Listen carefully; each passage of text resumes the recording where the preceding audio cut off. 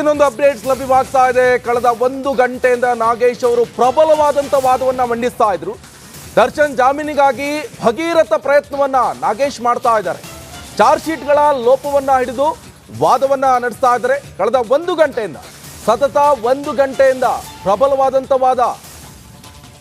ದರ್ಶನ್ ಜಾಮೀನಿಗಾಗಿ ಭಗೀರಥ ಪ್ರಯತ್ನವನ್ನ ಈಗ ಸಿ.ವಿ. ನಾಗೇಶ್ ಅವರು ಮಾಡ್ತಾ ಇರುವಂತದ್ದು. ತಮ್ಮ ಕಕ್ಷಿದಾರರಿಗೆ ಜಾಮೀನನ್ನ ಕೊಡಿಸಲೇಬೇಕು ಎನ್ನುವಂತ ನಿಲುವನ್ನ ಹೊಂದಿದ್ದಾರೆ ಸಿ.ವಿ. ನಾಗೇಶ್ ಅವರು. ಈ ಹಿನ್ನೆಲೆಯಲ್ಲಿ ಸಾಕಷ್ಟು ವಾದಗಳನ್ನ ಮಾಡ್ತಾ ಇದ್ರು. ಯಾವ ರೀತಿಯಾಗಿ ಅಂತ ಹೇಳಿದ್ರೆ, ಈ ದರ್ಶನ್ ಯಾವ ರೀತಿಯಾಗಿ ಕೊಲೆ ಮಾಡಿದ್ದಾರೆ ರೇಣುಕಾಸ್ವಾಮಿನೋ ಅದೆಲ್ಲವೂ ಕೂಡ ಸುಳ್ಳು.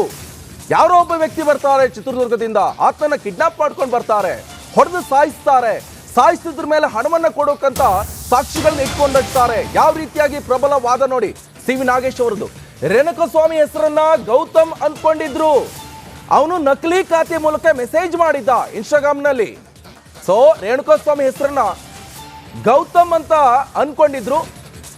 ಇನ್ನೊಂದು ಅಪ್ಡೇಟ್ ಲಭ್ಯವಾಗ್ತಾ ಇದೆ. ದರ್ಶನ್ ಜಾಮೀನು ಅರ್ಜಿ ವಿಚಾರಣೆ ಮುಂದೂಡಿಕೆ ಆಗಿದೆ ಅನ್ನುವಂಥದ್ದು ಗೊತ್ತಾಗ್ತಾ ಇದೆ. ಮಧ್ಯಾಹ್ನ 2:45ಕ್ಕೆ ವಿಚಾರಣೆಯನ್ನ ಮುಂದೂಡಿದ್ದಾರೆ ನ್ಯಾಯಾಧೀಶರು. ಊಟದ ವಿರಾಮದ ಬಳಿಕವೂ ಕೂಡ ಸಿ.ವಿ. ನಾಗೇಶ್ ವಾದವನ್ನ ಕಂಟಿನ್ಯೂ ಮಾಡ್ಕೊಂಡು ಹೋಗ್ತಾ ಇದ್ದಾರೆ. ದರ್ಶನ್ ಜಾಮೀನು ಅರ್ಜಿಗ ವಿಚಾರಣೆ ಮುಂದೂಡಿಕೆ ಮಾಡಲಾಗಿದೆ.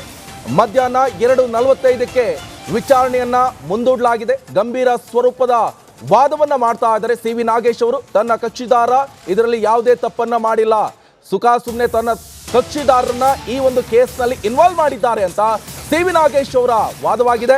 ಈಗ ಇದೇ ವಿಚಾರಕ್ಕೆ ಪ್ರಬಲವಾದಂತಹ ವಾದವನ್ನ ಮಂಡಿಸ್ತಾ ಇರುವಂತಹ ಸಿ.ವಿ. ನಾಗೇಶ್ ಒಂದ್ ಕಡೆ ಆದ್ರೆ, ಈಗ ಊಟದ ಸಮಯವನ್ನು ಮೀರಿ ಕೂಡ ವಾದವನ್ನ ಸತತ 1 ಗಂಟೆಯಿಂದ ಮಂಡಿಸ್ತಾ ಇದ್ದಾರೆ. ಜೊತೆಗೆ ಈಗ 2:45ಕ್ಕೆ ಈಗ ವಿಚಾರಣೆಯನ್ನ ಮುಂದೂಡಲಾಗಿದೆ. ಈ ಬಗ್ಗೆ ಹೆಚ್ಚಿನ ಡೀಟೇಲ್ಸ್ ಅನ್ನು ಕೊಡ್ತಾರೆ ಸಿಟಿ ಸಿವಿಲ್ ಕೋರ್ಟ್ ಇಂದ ನನ್ನ ಕಲೀಗ್ ರಂಜಿತ್ ಶಿರ್ಯಾರ್ ನೇರ ಸಂಪರ್ಕದಲ್ಲಿ ಜಾಯ್ನ್ ಆಗ್ತಾ ಇದ್ದಾರೆ. ರಂಜಿತ್, ಒಂದ್ ಕಡೆಯಲ್ಲಿ ನೋಡ್ತಾ ಇದ್ವಿ ಪ್ರಬಲವಾದಂತಹ ವಾದವನ್ನ ಮಂಡಿಸ್ತಾ ಇದ್ದಾರೆ. ದರ್ಶನ್ಗೆ ಎಲ್ಲ ಒಂದ್ ಕಡೆ ಹೊಸ ಹುರುಪು ಶುರುವಾಗಿದೆ, ತನಗೆ ಜಾಮೀನ್ ಸಿಗಬಹುದು ಎನ್ನುವಂಥದ್ದು. ಏನಾಗ್ತಾ ಇದೆ?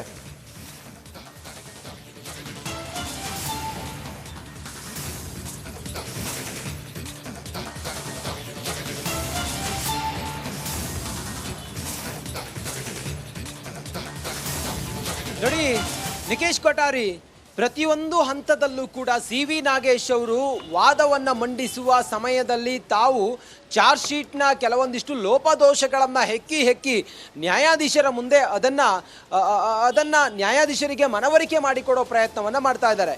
ಮೊದಲು CCTV ವಿಚಾರವನ್ನ ಪಿಕ್ ಮಾಡ್ತಾರೆ, ಅಥವಾ CCTV ವಿಚಾರವನ್ನು ಉಲ್ಲೇಖ ಮಾಡಿ ಸಿ.ವಿ. ನಾಗೇಶ್ ಅವರು ಇಲ್ಲಿ ಹೇಳ್ತಾರೆ. ಅದಾದ ನಂತರ ದರ್ಶನ್ ಧರಿಸಿದ್ದಂತಹ ಬಟ್ಟೆಯ ಮೇಲೆ ರಕ್ತದ ಕಲೆ ಇತ್ತು ಅಂತೇಳಿ ಹೇಳಿದರು. ಆದರೆ ಅದರಲ್ಲೂ ಕೂಡ ಕೆಲ ಲೋಪದೋಷ ಆಗಿದೆ ಅನ್ನೋದನ್ನು ಸಿ.ವಿ. ನಾಗೇಶ್ ಅವರು ಇಲ್ಲಿ ಉಲ್ಲೇಖವನ್ನು ಮಾಡ್ತಾರೆ. ನೆಕ್ಸ್ಟ್ ಪ್ರದೋಷ್ ವಿಚಾರವನ್ನು ಪ್ರಸ್ತಾಪ ಮಾಡ್ತಾ, ಪ್ರದೋಷ್ ಯಾವಾಗ ಇನ್ಸ್ಪೆಕ್ಟರ್ಗೆ ಕಾಲ್ ಮಾಡಿದ್ರು, ಇನ್ಸ್ಪೆಕ್ಟರ್ಗೆ ಕಾಲ್ ಮಾಡಿ ವಿಚಾರವನ್ನು ತಿಳಿಸಿ ಆದ ನಂತರ ಇನ್ಸ್ಪೆಕ್ಟರ್ ವಿನಯ್ ಮೊಬೈಲನ್ನು ಯಾಕೆ ಸೀಸ್ ಮಾಡಲಿಲ್ಲ, ಅದಾದ ನಂತರ ಅದೇ ದಿನ ದರ್ಶನ್ ವಿಚಾರ ಗೊತ್ತಾದ ನಂತರ ಯಾಕೆ ಅರೆಸ್ಟ್ ಮಾಡಲಿಲ್ಲ ಅನ್ನುವ ರೀತಿಯಲ್ಲಿ ಒಂದು ಕನ್ಫ್ಯೂಸ್ ಕ್ರಿಯೇಟ್ ಮಾಡೋ ಪ್ರಯತ್ನವನ್ನು ಸಿ.ವಿ. ನಾಗೇಶ್ ಅವರು ಮಾಡಿದ್ರು. ಇನ್ನು ಪ್ರದೋಷ್ ಮನೆಯಲ್ಲಿ ಸಿಕ್ಕಿದಂತಹ 40 ಲಕ್ಷ ರೂಪಾಯಿ, ಆ 40 ಲಕ್ಷ ರೂಪಾಯಿಯನ್ನ ಸಾಕ್ಷಿ ನಾಶ ಮಾಡೋದಕ್ಕೆ ಮತ್ತೆ ಸರೆಂಡರ್ ಆಗೋದಕ್ಕೆ ಪ್ರದೋಷ್ ಮೂಲಕ ದರ್ಶನ್ ಕೊಡೋದಕ್ಕೆ ಹೊರಟಿದ್ರು ಅನ್ನೋ ವಿಚಾರ ಯಾವಾಗ ಚಾರ್ಜ್ ಶೀಟ್ನಲ್ಲಿ ಉಲ್ಲೇಖ ಆಗಿತ್ತೋ, ಆ ಹಣ ಎಲ್ಲಿಂದ ಬಂತು ಏನು ಎತ್ತ ಅನ್ನೋದ್ರ ಬಗ್ಗೆ ಸಿ.ವಿ. ನಾಗೇಶ್ ಅವರು ಬಹಳ ಕ್ಲಿಯರ್ ಆಗಿ ಹೇಳ್ತಾರೆ. ಮೋಹನ್ ರಾಜ್ ಅನ್ನೋರ ಮಗಳ ಆಲ್ಬಮ್ ಸಾಂಗ್ ವಿಚಾರವಾಗಿ ಆ ಹಣವನ್ನು ಪ್ರದೋಷ್ ಇಟ್ಕೊಂಡಿದ್ರು. ಈ ಕೊಲೆ ಆಗೋದಕ್ಕಿಂತ ಮುಂಚೆನೆ ಪ್ರದೋಷ್ ಮನೆಯಲ್ಲಿ 40 ಲಕ್ಷ ಇತ್ತು ಅನ್ನೋದ್ರ ಬಗ್ಗೆ ಸಿ.ವಿ. ನಾಗೇಶ್ ಅವರು ಉಲ್ಲೇಖವನ್ನು ಮಾಡ್ತಾರೆ. ಆ ಮೂಲಕ ಈ ಪ್ರಕರಣದಲ್ಲಿ ಪೊಲೀಸರು ಕ್ರೈಮ್ ಸೀನ್ ಏನಿದೆಯಲ್ಲ ಅದನ್ನು ಮೊದಲೇ ಕ್ರಿಯೇಟ್ ಮಾಡಿದ್ರು. ಅದಾದ ನಂತರ ಇವರು ತನಿಖೆ ಮಾಡಿದ್ದು, ಇನ್ವೆಸ್ಟಿಗೇಷನ್ ಚಾರ್ಜ್ ಶೀಟ್ನಲ್ಲಿ ಉಲ್ಲೇಖ ಮಾಡಿದ್ದು, ಅದಕ್ಕೆ ಸೆಟ್ ಮಾಡ್ತಾ ಬಂದರು, ಪ್ಲಾಂಟ್ ಮಾಡ್ತಾ ಬಂದರು. ಆ ಮೂಲಕ ದರ್ಶನ್ನನ್ನು ಇಲ್ಲಿ ಸಿಲುಕಿಸುವಂಥ ಪ್ರಯತ್ನ ಆಗಿದೆ ಹೊರತು ಇದರಲ್ಲಿ ದರ್ಶನ್ ಕೊಲೆ ಮಾಡಿದ್ದಾರೆ ಅಥವಾ ಅವರೇ ಅಲ್ಲಿ ಕೊಲೆಯಲ್ಲಿ ಭಾಗಿಯಾಗಿದ್ದಾರೆ, ಪ್ರಮುಖವಾದಂಥ ಆರೋಪಿ ಅವರೇ ಅನ್ನೋದಕ್ಕೆ ಯಾವುದೇ ಆದಂಥ ಪೂರಕವಾದ ಸಾಕ್ಷಿ ಇಲ್ಲ.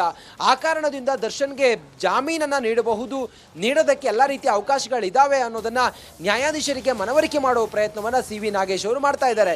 ಸದ್ಯಕ್ಕೆ ನ್ಯಾಯಾಧೀಶರು ಇದೆಲ್ಲವನ್ನ ಬಹಳ ಸೂಕ್ಷ್ಮವಾಗಿ ಗಮನಿಸಿದ್ದಾರೆ, ಗ್ರಹಿಸಿದ್ದಾರೆ. ನ್ಯಾಯಾಧೀಶರಿಗೆ ಇದೆಲ್ಲವೂ ಕೂಡ ಗೊತ್ತಿದೆ, ಅವರು ವಿವೇಚನೆಗೆ ಬಿಟ್ಟಿರುವಂಥ ವಿಚಾರ. ಈಗ ಸತತ 1 ಗಂಟೆಯಿಂದಲೂ ಕೂಡ ವಾದವನ್ನ ಮಾಡಿದಂತ ಸಿ ವಿ ನಾಗೇಶ್ ಅವರು ಈಗ ಜಾಮೀನು ಅರ್ಜಿಯನ್ನು ಮುಂದೂಡಿಕೆ ಮಾಡಿದ್ದಾರೆ. 2 ಗಂಟೆ 45 ನಿಮಿಷಕ್ಕೆ ಮತ್ತೆ ಜಾಮೀನು ಅರ್ಜಿಯನ್ನ ಕೈಗೆತ್ತಿಕೊಳ್ತಾರೆ. ಆ ಮೂಲಕ SBP ಅವರ ವಾದವನ್ನ ನ್ಯಾಯಾಧೀಶರು ಆಲಿಸಬಹುದು. ಅದರ ಜೊತೆಗೆ ನ್ಯಾಯಾಧೀಶರು ತಮ್ಮ ನಿಲುವು ಏನು ಅನ್ನೋದನ್ನ ಹೇಳಬಹುದು. ಈ ಪ್ರಕರಣದಲ್ಲಿ ದರ್ಶನ್ಗೆ ಏನಾದರೂ ಜಾಮೀನು ಕೊಡುವಂತ ಸಾಧ್ಯತೆ ಇವತ್ತೇ ಇದೆಯಾ? ಅದೆಲ್ಲವೂ ಕೂಡ ಊಟದ ವಿರಾಮದ ನಂತರ ಮತ್ತೆ ಕೋರ್ಟ್ ಕಲಾಪ ಆರಂಭ ಆಗುತ್ತೆ, ಆಗ ತೀರ್ಮಾನ ಆಗುತ್ತೆ. ಸದ್ಯಕ್ಕಂತೂ ಈ ಹಂತದವರೆಗೂ ಕೂಡ ಇಷ್ಟೆಲ್ಲ ಆಗಿದೆ.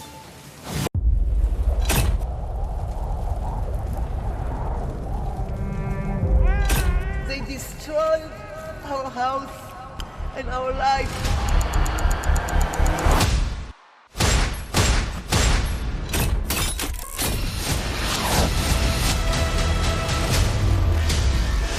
ಹಮಾಸ್ ಉಗ್ರರ ದಾಳಿ ಭಯಂಕರವಾಗಿದೆ. ಯಾವ ಮಾಧ್ಯಮವೂ ಇಲ್ಲಿಗೆ ಬರಲು ಧೈರ್ಯ ಮಾಡ್ತಾ ಇಲ್ಲ.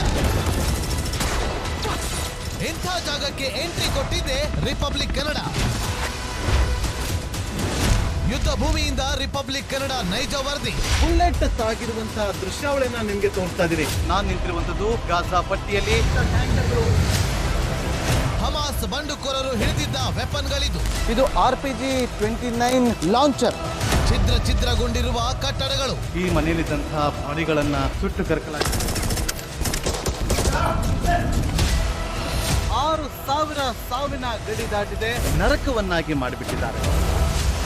31 ದಿನಗಳಿಂದ ಯುದ್ಧ ಭೂಮಿಯಲ್ಲಿ ನಿಂತು ರಿಪಬ್ಲಿಕ್ ಕನ್ನಡ ವರದಿ ಮಾಡ್ತಾ ಇದೆ.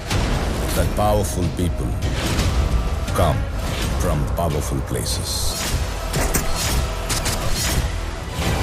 1 ವರ್ಷದ ನಿರ್ಭೀತ ಪತ್ರಿಕೋದ್ಯಮ ರಿಪಬ್ಲಿಕ್ ಕನ್ನಡ, ಇದು ನಿಮ್ಮ ಧ್ವನಿ. 1 ವರ್ಷ ಕಳೆದ ಒಂದೇ ವರ್ಷದಲ್ಲಿ ಚುನಾವಣೆಗಳು, ರಾಜಕೀಯ ತಂತ್ರ ಪ್ರತಿತಂತ್ರಗಳು, ಅಭಿಯಾನ, ಜನಪರ ಅಹೋರಾತ್ರಿ ಹೋರಾಟಗಳು, ಪಾರದರ್ಶಕ ವರದಿಗಾರಿಕೆಯ ಪಣ ತೊಟ್ಟು ಮುನ್ನಡೆದಿದ್ದೇವೆ. 1 ವರ್ಷದ ಸಂಭ್ರಮದ ಜೊತೆಗೆ ಜವಾಬ್ದಾರಿ ಕೂಡ ಹೆಚ್ಚಾಗಿದೆ. ಮತ್ತಷ್ಟು ಮುನ್ನುಗ್ಗಿ ಜನಪರ ನಿಲ್ಲುವ ಉತ್ಸಾಹ ಕೂಡ ಹೆಚ್ಚಿದೆ.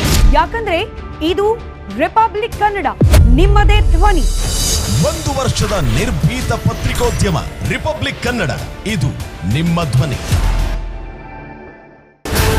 150 ಸುದ್ದಿ, 120 ಇಂಪ್ಯಾಕ್ಟ್. ಸೂಪರ್ 3 ಇಲ್ಲೇ ಡ್ರಾ, ಇಲ್ಲೇ ಬಹುಮಾನ. ಮಾಧ್ಯಮ ಇತಿಹಾಸದಲ್ಲೇ ಮೊದಲು ಪರಿಹಾರ ಪತ್ರಿಕೋದ್ಯಮ.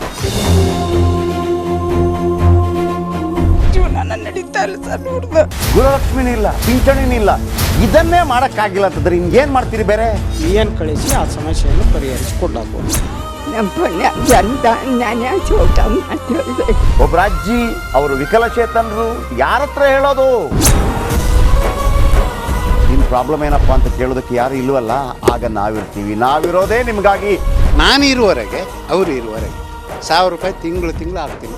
ಆದ್ರೆ ಈ ಕೆಲಸ ಇದೆಯಲ್ಲ, ಯಾವತ್ತೂ ಕೂಡ ಶಾಶ್ವತವಾಗಿ ನಮಗೊಂದು ಒಳ್ಳೆ ನೆನಪನ್ನ ಕೊಡುತ್ತೆ, ನಮ್ಮನ್ನ ಕಾಪಾಡುತ್ತೆ. 24 ಗಂಟೆಯಲ್ಲಿ ಅವರ ಬದುಕು ಬದಲಾಗಿ ಹೋಯಿತು. ನಾವು ರಿಪಬ್ಲಿಕ್ ಕನ್ನಡ, ನೇಷನ್ ಫಸ್ಟ್. ಸಮಾಜ ನಮಗೆ ಬಹಳ ಮುಖ್ಯವಾಗಿರುತ್ತೆ. ನಾವು ಆ ಜಾತಿ ಈ ಜಾತಿ ಅಂತ ನೋಡೋದಿಲ್ಲ. ಸಮಾಜದ ಕಟ್ಟ ಕಡೆ ವ್ಯಕ್ತಿ ಯಾರಿರ್ತಾನೆ, ಅದು ಯಾವುದೇ ಜಾತಿಯವನಾಗಿರ್ಬೋದು, ಯಾರು ಕಷ್ಟದಲ್ಲಿದ್ದಾನೆ ಅವನ ಪರವಾಗಿ ಧ್ವನಿ ಎತ್ತುತ್ತೇವೆ. ಕನ್ನಡಕ್ಕೆ ಧನ್ಯವಾದ. ನಾವು 1 ವರ್ಷದ ನಿರ್ಭೀತ ಪತ್ರಿಕೋದ್ಯಮ ರಿಪಬ್ಲಿಕ್ ಕನ್ನಡ, ಇದು ನಿಮ್ಮ ಧ್ವನಿ.